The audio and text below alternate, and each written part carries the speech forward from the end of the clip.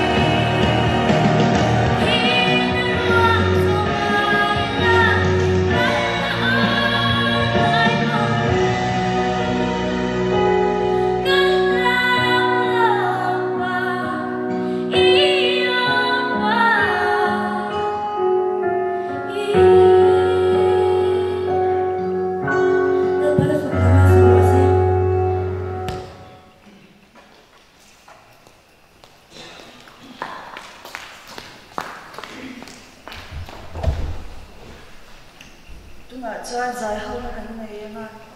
na tlang tu khan chile min chami kha kan so nga ta kan sak chung hian in thil pel te kan la kho nga chung kan thil pel chu in bol tu arian chung kha kan ne na kan sak don ya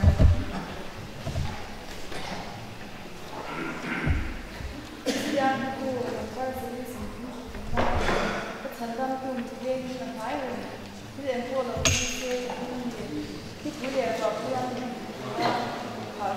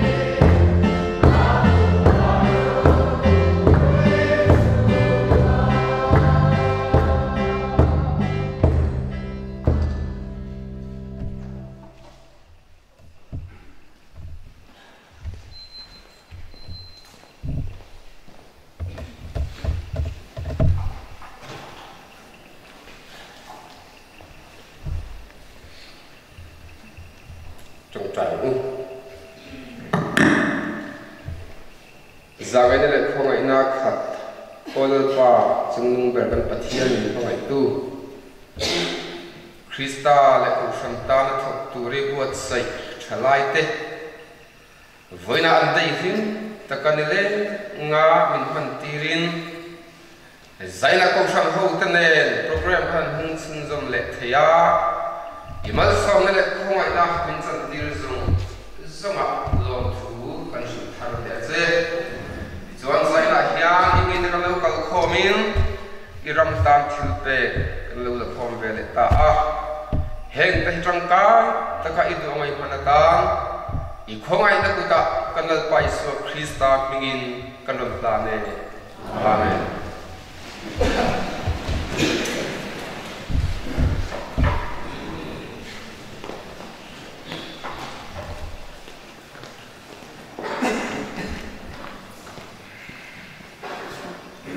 Tuna chuan group zai kan ngai thana TKP group